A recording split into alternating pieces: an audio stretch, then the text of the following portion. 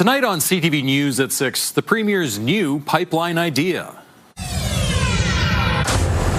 Danielle Smith and Doug Ford announce Eastern aspirations. We need to take action now to protect Canadian jobs and Canadian families. A Good Samaritan billed for a paramedic checkup after helping to save a man's life. I feel like ambulance services should be covered. And did you see it? Wow! A streak in the night sky amazes Edmontonians. Just to see that here, just randomly walking out at that particular time, I guess the stars aligned. Nice warm temperatures sticking around all week, and for the most part dry, although there are a couple chances for some scattered showers and thunderstorms.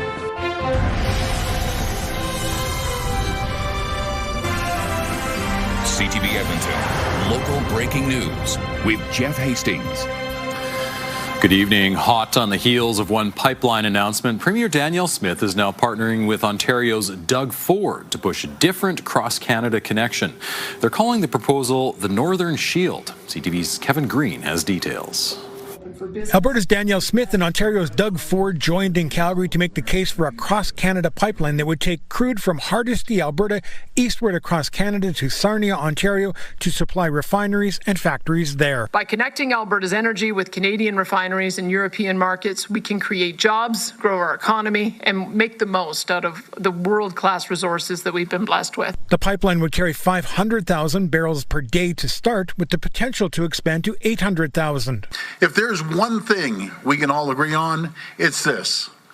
We need to take action now to protect Canadian jobs and Canadian families. The big question is, who pays? Smith and Ford say they'd like a private sector proponent, but indicated they're prepared to go ahead without one. We'll reach out to the private sector, but we won't hesitate to do what the government in Canada and Alberta's doing. Meaning taxpayers could be on the hook for a large part of an undetermined but certainly multi-billion-dollar cost. Greenpeace Canada says it doesn't add up for the economy or the environment. Why not cut out the middleman and just have Canadians send their tax dollars directly to ExxonMobil? I mean, there is no private proponent for this pipeline because there's no business case. The Macdonald-Laurier Institute argues while the economic case is fuzzy, Canada needs to think about energy supply, security, and reliability. If you can displace some Russian product, for example, if you can replace some product from OPEC that goes through the Strait of Hormuz that right now Eastern Canada depends on, that would also be a win. The Northern Shield proposal stems from an agreement between Ontario, Alberta, and Saskatchewan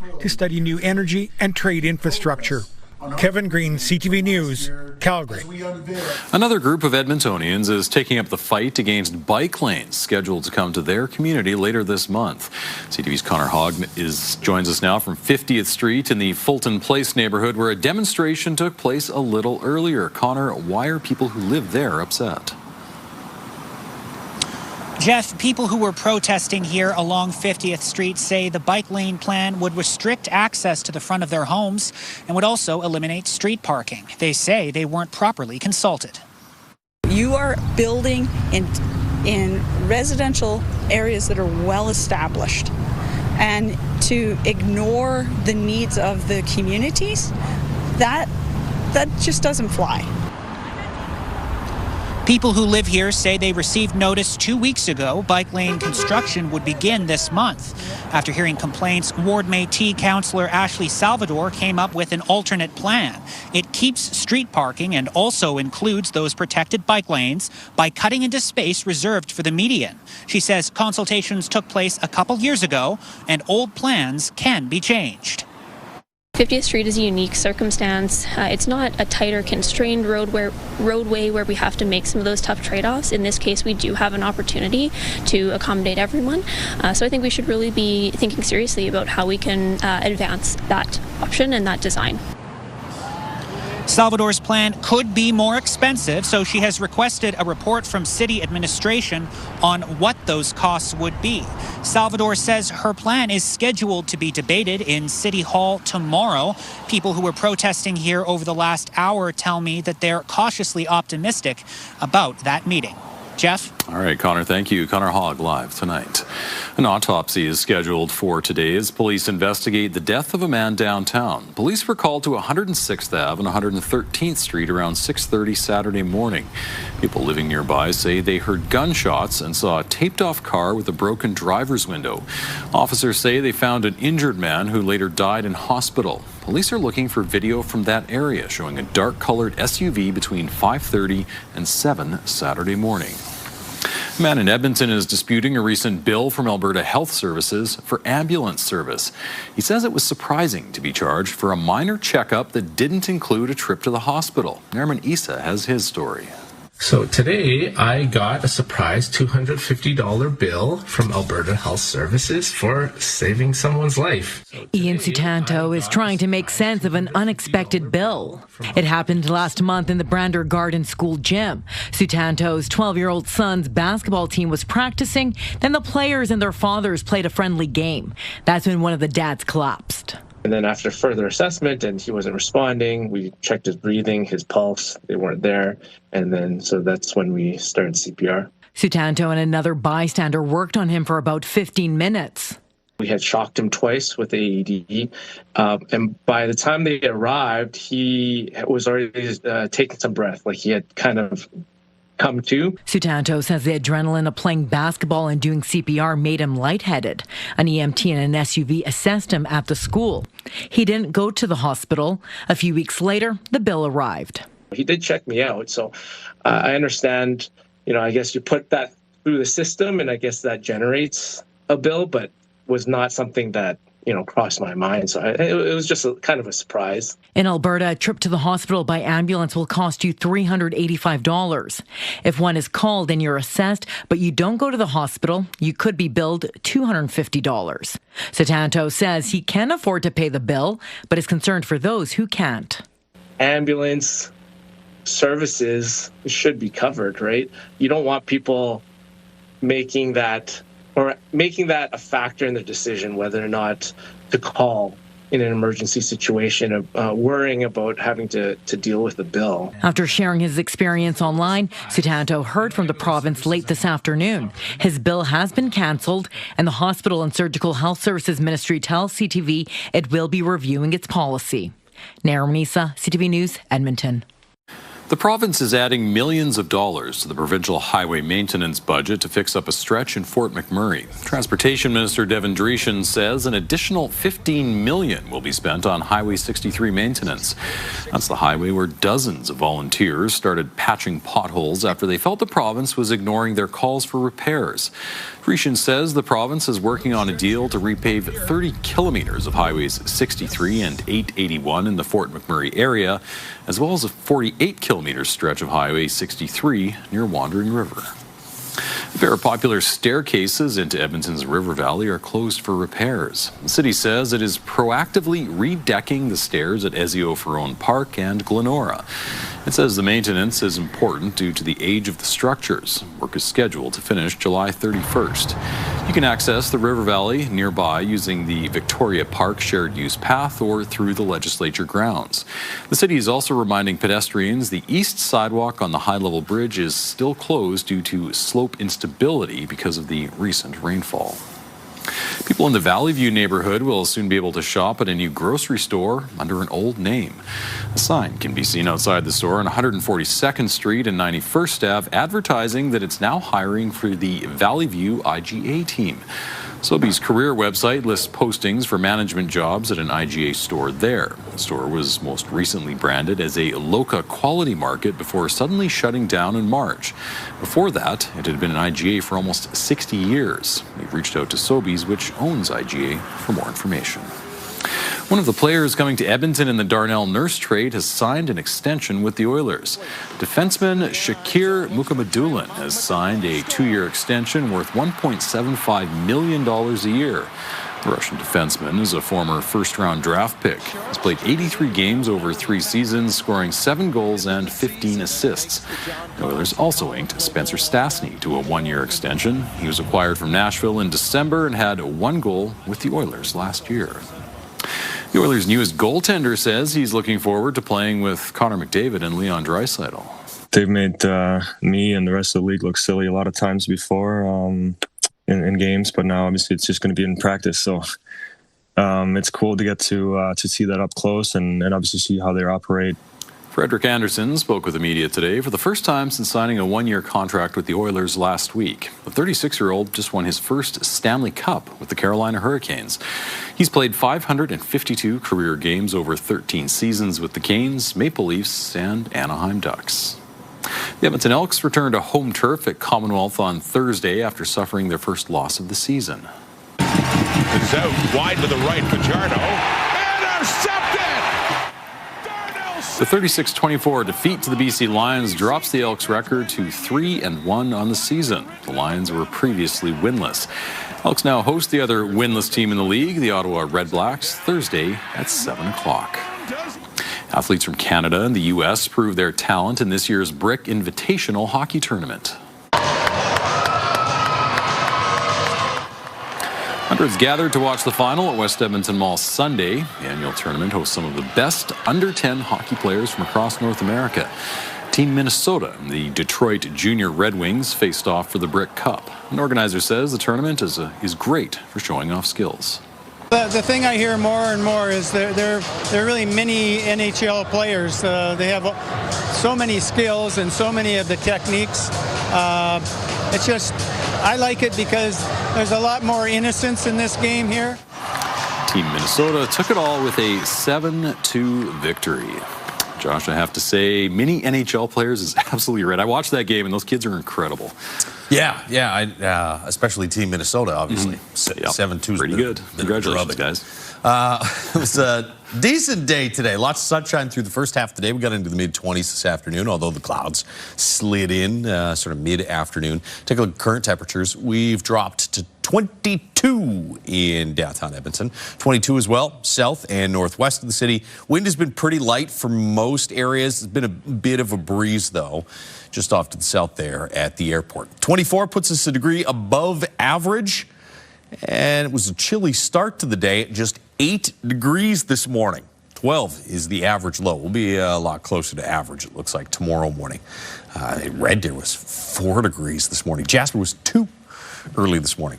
So it was a cool start to the day across a lot of the province. There's the cloud cover that's been sliding through the Edmonton region. To the south, you can see lots of sunshine. To the north, you can see a bit of scattered shower activity. We've had some thunderstorms as well up in parts of northeastern Alberta. It looks like we're starting to lose some of that lightning. All of that precipitation will fizzle out and stay north of Edmonton through this evening. And we're actually on the back edge of that cloud cover, so we'll start to see some clearing here over the next hour or two. Temperatures holding steady in the low 20s right through this evening. 14 and sunshine tomorrow morning, and then sunny with a few clouds and up to about 27 or 28 tomorrow afternoon. Bit of a breeze, 15 gusting to around 30. That's not terrible, but a little bit of gusts through the afternoon hours. Chance of some scattered showers or thunderstorms returns for Wednesday, Thursday, and Friday. We'll talk about that later in the newscast. Thank you, Josh. Still ahead, the cost of campaigning. I mean, this is what democracy is about. Full freedom of expression, free dialogue, civil discourse. Alberta independence groups lead the way when it comes to fundraising to advertise their position ahead of the fall referendum. Also next. We're a little ways out from sustained price relief at the grocery store, but definitely we are moving in the right direction. After years of rising prices, why Albertans could soon see the cost of beef start to dip after the break.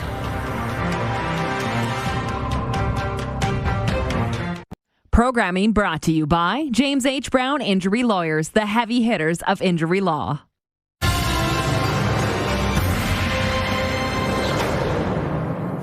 Elections Alberta says it's ready to begin verifying the Stay Free Alberta petition. A pro-separation group submitted the petition to Elections Alberta in early May. A court-issued stay put the verification process on hold, which was followed by a decision quashing the petition.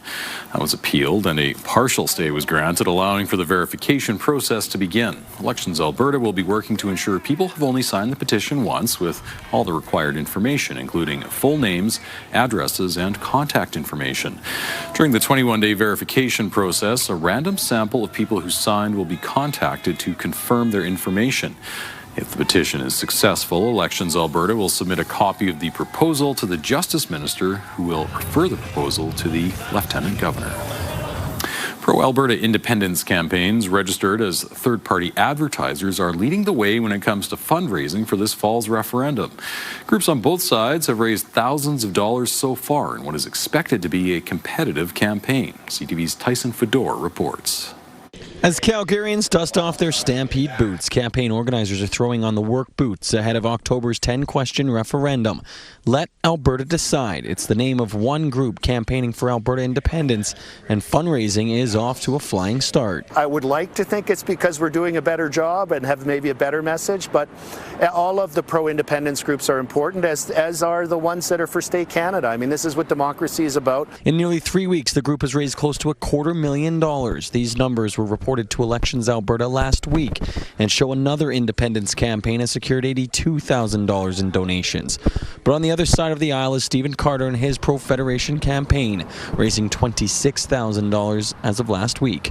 The Separatists are raising about $150,000 a week. So, we're raising 10, they're raising 150. We have to be realistic. We're not going to keep up with them. For Wilson, he says he is receiving donations from everyone and has had conversations on the campaign trail with those who wish to remain in Canada. It's from blue collar, professional, moms, the younger generation, grandparents. It's really broad spectrum. This is the one that keeps us in Canada, and this is the one that says no, we're not going to scapegoat immigrants, and we're going to live by our Canadian Constitution. But the vast difference in fundraising is not a surprise to one political watcher. The folks that are in favor of separatism are pretty passionately motivated in their support and willing to put their money where their hearts are on this. Carter says his campaign is twofold: remain in Canada and convince people to vote down the 9 government questions on immigration and the Constitution. I'm facing off against the separatists for one question. I'm facing off against our own Alberta government for the other 9 questions. As for Wilson, he says he is up against pro-federation groups and the provincial government to have no rules on spending. The frustrating thing for those like myself who believe Alberta would be better off independent is that these announcements all involve taxpayer money, committing further debt to our children and our grandchildren. Tyson Fedor, CTV News, Calgary. The man who spearheaded a failed petition to stop coal mining in the Alberta Rockies says he's meeting with lawyers. Corblund says he questions whether Elections Alberta was fair in its process to validate petition signatures. The Water Not Coal petition submitted more than 207,000 signatures. Elections Alberta tossed more than 35,000 out. Lund says it seems like a, quote, ridiculously large number given the thoroughness and dedication of volunteers. The country singer says the group has 30 days to put the issue before a judge for review. The federal government is spending $26 million on 17 clean energy projects in Alberta and Saskatchewan. The money will go to energy storage, solar and wind energy development, and interprovincial electricity transmission planning. Part of this effort is to convert biomass waste into renewable natural gas with carbon capture and to support higher energy efficiency building codes. Federal Energy Minister Tim Hodgson says our country needs to do what is necessary to become a clean and conventional energy superpower.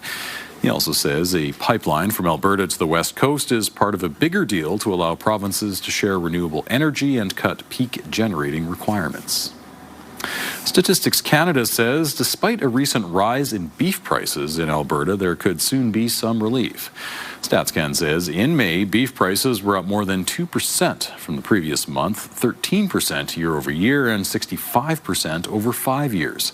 Drought conditions in recent years has made feed expensive on top of other rising costs, leading ranchers to reduce their herds. Despite the price hike, Canadians are keeping beef on the menu. Last year, the Canadians consumed slightly more beef than they had in the year before, even though prices were up. We're eating more ground beef and fewer strip loins. We're a little ways out from sustained price relief at the grocery store, but definitely we are moving in the right direction. This year, Canadian herds grew for the first time in years. The number of cattle increased by 2.5% compared to the previous year. Experts expect prices to start coming down as soon as later this year. The province has revealed the logo for its new campaign to promote Alberta whiskey. The logo will go along with the Alberta-made whiskey designation, part of a provincial push to help market the spirit globally. Proponents of the Alberta Whiskey Act say local distilleries have been producing award-winning whiskey for years, and Alberta grain is often used in liquors made around the world. Distillers say this seal of approval will give local whiskey producers major exposure and pride. This puts us from being talented participants to confident leaders out there in the whiskey world. Whiskey is a global thing, and we want to start saying, you know what we're doing in Alberta is the best in the world. To get the label, the whiskey must be made here start to finish using Alberta water and primarily Alberta-grown grains. Still ahead, a new River Valley bike park rained out. The construction deadlines kept getting closer and closer to the deadline, and it was just becoming a stress for everyone. Recent rain forcing a pause on construction with a new opening date now on the calendar. Stay with us. Should be a nice evening as the clouds start to clear off to the east, and then some sunshine and some heat in the forecast for tomorrow. Full look at your 5 and 10-day forecast after the break. Programming brought to you by Century Casino. 3 great locations: Edmonton, St. Albert, and Century Mile. Programming brought to you by James H. Brown Injury Lawyers, the heavy hitters of injury law.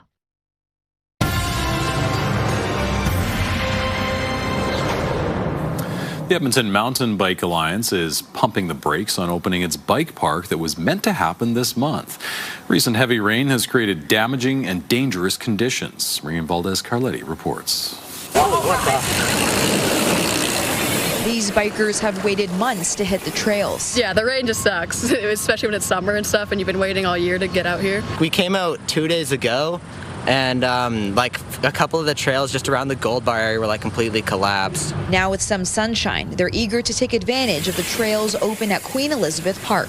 I live way over like Mill Creek area, south side there, and I bike all the way here, which is 20K just to ride it.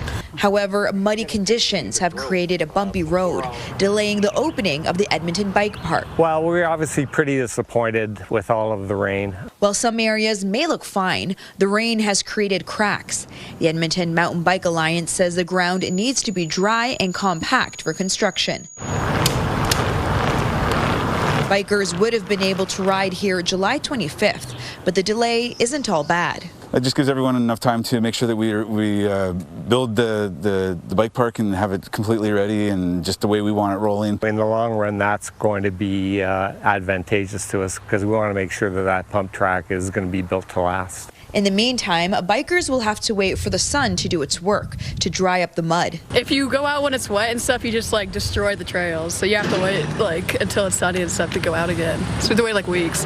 Advice the bike park hopes others take seriously after seeing people speed through the construction. That's causing issues because we're having to do a lot of work just to get them ready again so that we can get them back to the stage they were and then start the construction that we had planned. The bike park's grand opening will be September 5th. You know, you have to be patient, but it's going to be so worth it. This is worth it as it is, man. So that's just the teasers.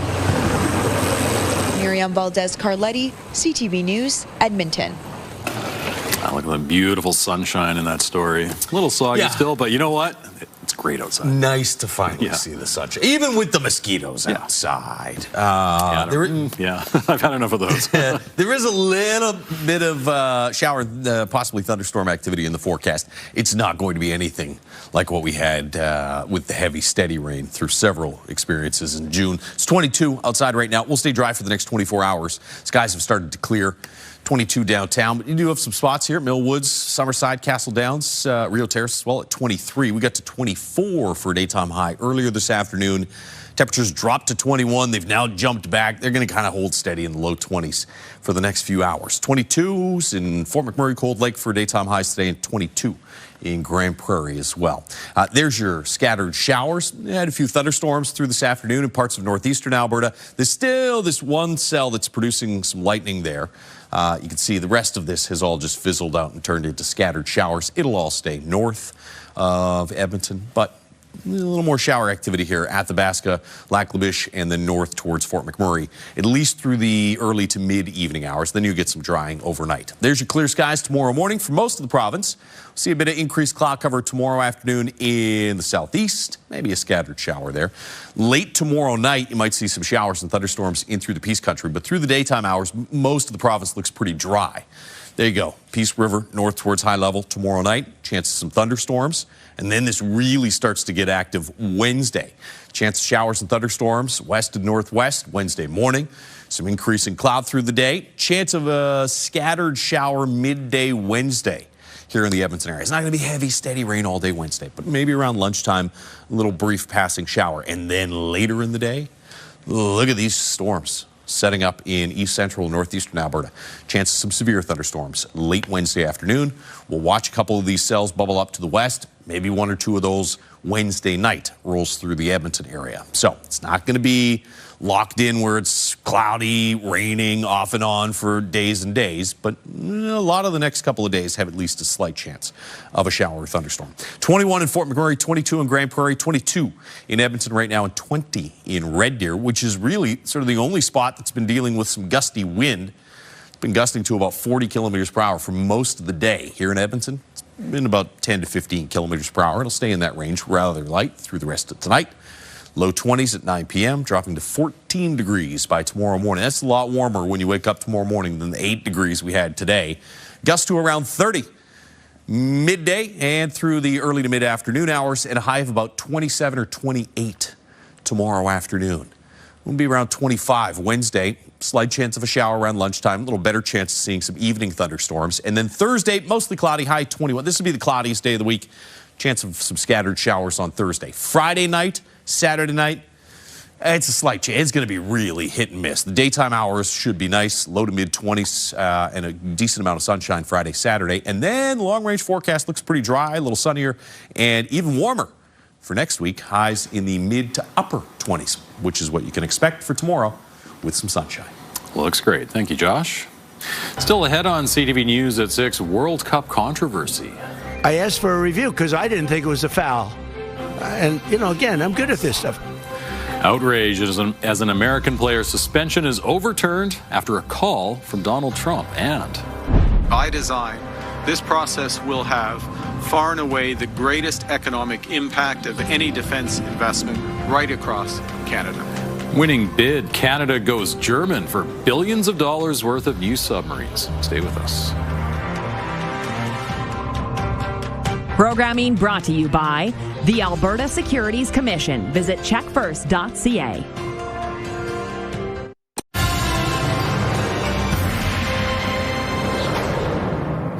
Controversy is suddenly swirling around the World Cup after a decision by FIFA to let a U.S. star play tonight against Belgium. The superstar had a red card against him and was suspended from the game. As CTV's Joy Malbin reports, the suspension was overturned after a phone call from President Trump.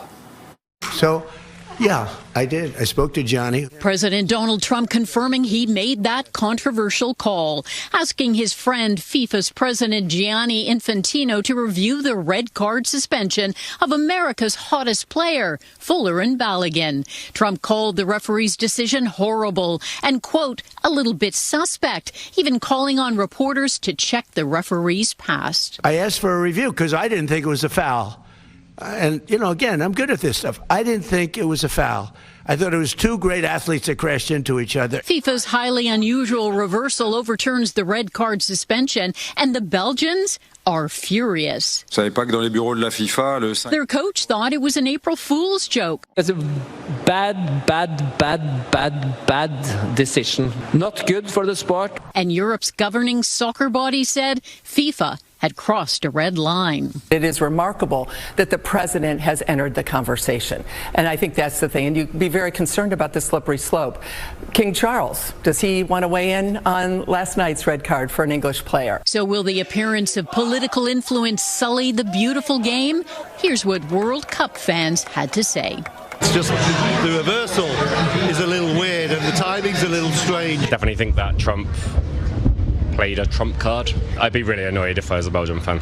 It's good for the USA though. And today, FIFA dismissed an appeal by the Belgians, clearing the way for America's star striker to play against Belgium in that big match tonight. Joy Melvin, CTV News, Washington. Canadian men's soccer team captain Alphonso Davies says a lingering hamstring injury kept him out of Canada's final match. In a post on social media, Davies wrote in part, "It hurts knowing I couldn't give my all when my team and my country needed it most. This disappointment will only motivate me to recover, work harder, and come back stronger than ever. To everyone who supported us through every moment, thank you." Canada was eliminated from the World Cup by Morocco on Saturday. After a months-long competition, Canada has selected a German company to build Canada's new submarine fleet. As CTV's Graham Richardson reports, the winning bid is worth billions of dollars and pledges to create thousands of Canadian jobs. In the end, Prime Minister Mark Carney made it clear the German bid's connection to NATO may have been the key difference. Canada has selected TKMS as the preferred supplier for Canada's patrol submarine project. This is a massive game changer for the Navy and Canada. Right now, one of Canada's aging 4 subs is operational. The TKMS subs are still years away. Officials say 4 of them will be delivered to Canada by 2034. Carney says the sub purchase has already been factored in to Canada's fiscal outlook. By design, this process will have far and away the greatest economic impact of any defense investment right across Canada. This was a difficult, close decision between 2 highly qualified suppliers. Carney also said the connection to NATO and the operability in the Arctic tilted Canada to TKMS and away from the South Koreans. The submarine is proven and capable. It's widely used by our allies. These subs are said to be very stealthy, the ability to wait and patiently be able to have the surveillance of the area so that if the Russians try to make the breakthrough, they will be surprised by the Canadian presence. Canada shortlisted this project less than a year ago. That's an incredibly fast pace for any country, unheard of in Canada until today. And that is the message Mark Carney will take to Turkey and NATO in the next couple of days. Canada has changed because the world has changed. Graham Richardson, CTV News, Halifax. Donald Trump says Russia's president is starting to feel pressure to end the war with Ukraine. That as Russia has launched its second major strike on Kyiv in a week.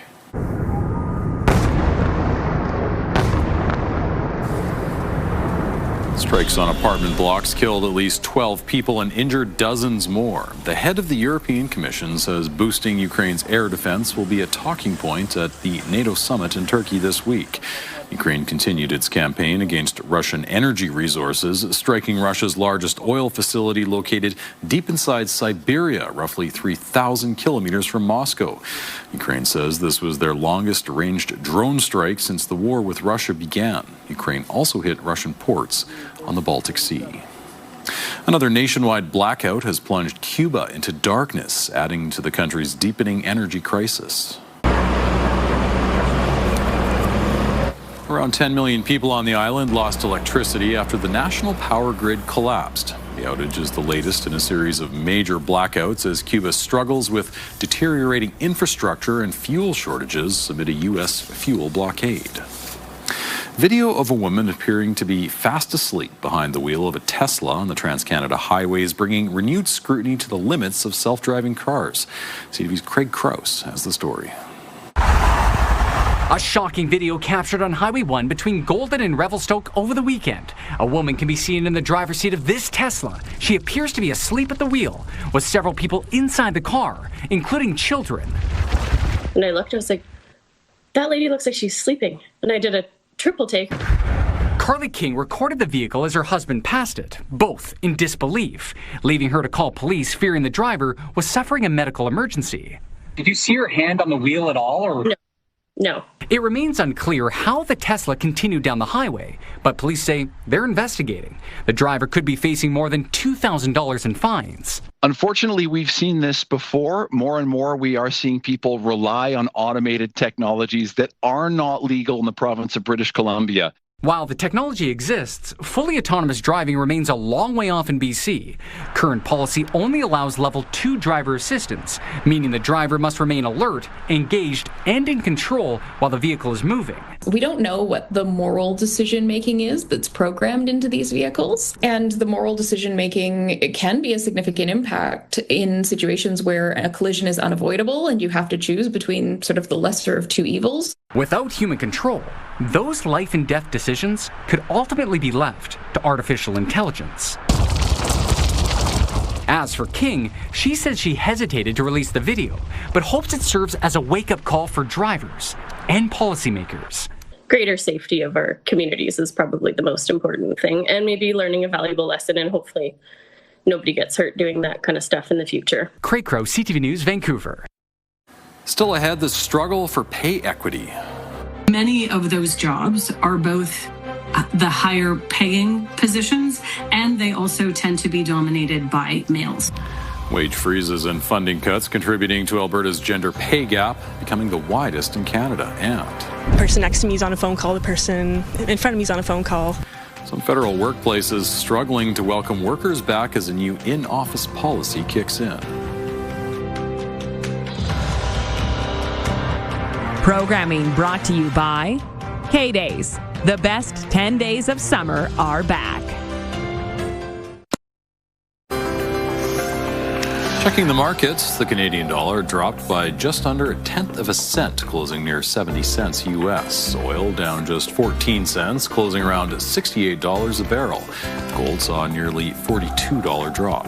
On the stock market, the TSX is down 62 points, the Dow Jones up 155.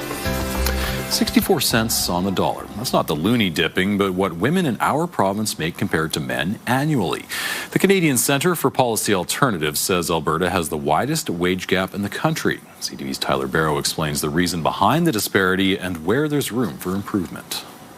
Alberta has the widest gender pay gap in the country. Women in the province earn 64 cents for every dollar a man makes annually, according to a report by the Canadian Centre for Policy Alternatives. The national average, 72 cents. The report also looks at weekly earnings.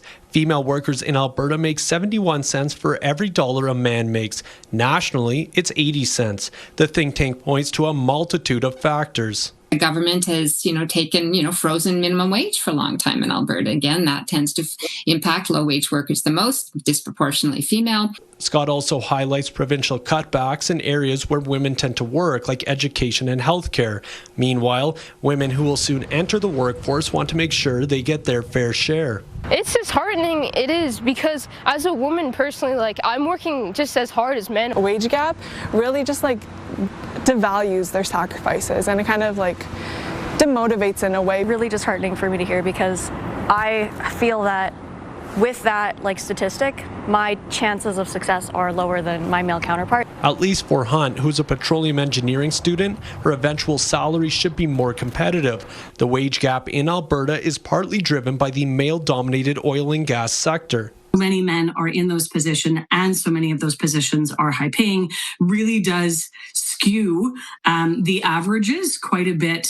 Cook does point to the need for the province to have a more thorough system to address pay inequities. Others call for more transparency and policy change. There needs to be processes in place by which people can analyze the wage differences at a closer level.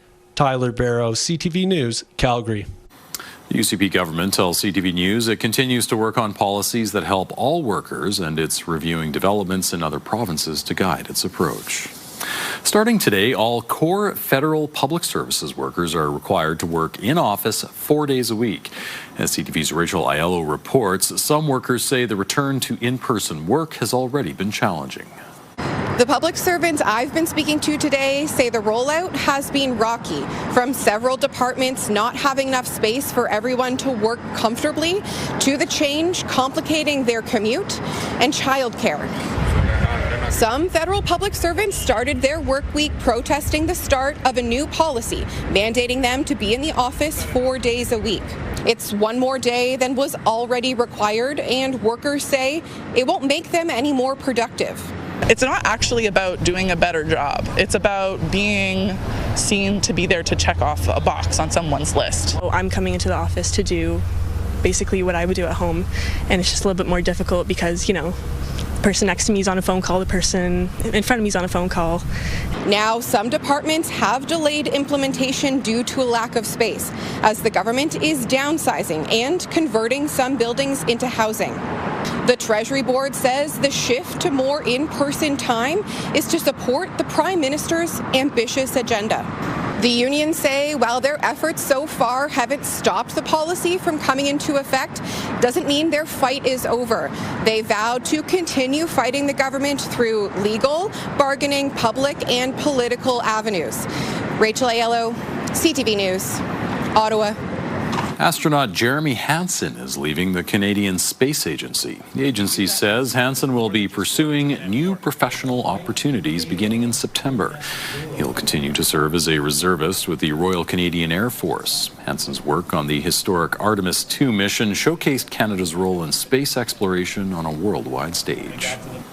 Still ahead, the sky above Edmonton lights up in more ways than one.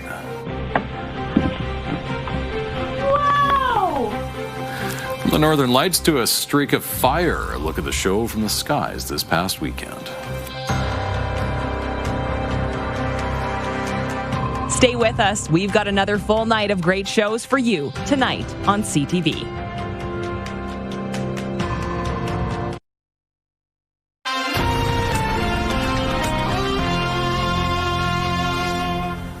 The night sky came to life over the Edmonton area Friday with a rare combination of northern lights and a fireball. That fireball was spotted by Aurora watchers and recorded by doorbell cameras across Alberta. Noah Rashog shows us more. Wow! Heather Hodvestad stepped outside to put new batteries in her doorbell camera Friday evening. Turns out she changed them just in time. Hodvestad and her partner witnessed this fireball as it streaked towards the northwest. It's just, one of those rare occurrences. Some people never see that stuff in their whole lifetime. So just to see that here, just randomly walking out at that particular time, I guess the stars aligned. The fireball was spotted across the province. Down in Airdrie, Aurora chaser Chris Ratzlaff says that he was watching the Northern Lights. And then as I was panning across, I noticed this fireball streaking into my the view of my camera, and I just redirected from the Aurora and started following the fireball as it went down. At the TELUS World of Science, head astronomer Frank Florian has been chasing fireballs for most of his career. We didn't know this one was coming. It was probably about the size, of maybe a desk, maybe smaller. It doesn't have to be very large for it to actually create a spectacle like this one did.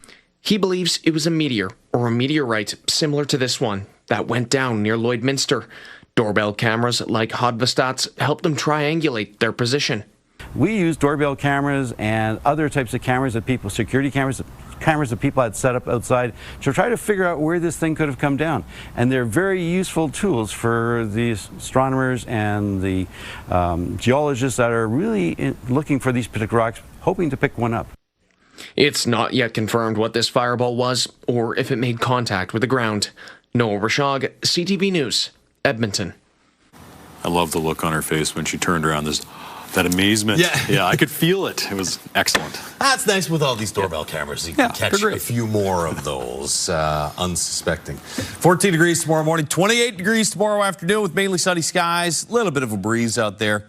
25 on Wednesday. There's actually two chances Wednesday. Slight chance around lunchtime that you might see a scattered shower, and then in the evening, a chance of a shower or thunderstorm. It's not going to rain all day, though. Same with Thursday.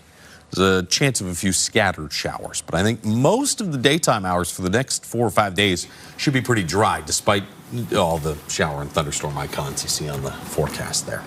Not bad temperatures either. Average to above average for most of this week. Looks fantastic. Thank you, Josh, and thanks for sharing your time with us. For news anytime, visit our website, ctvnewsedmonton.ca. Have a great night, everyone. Good night.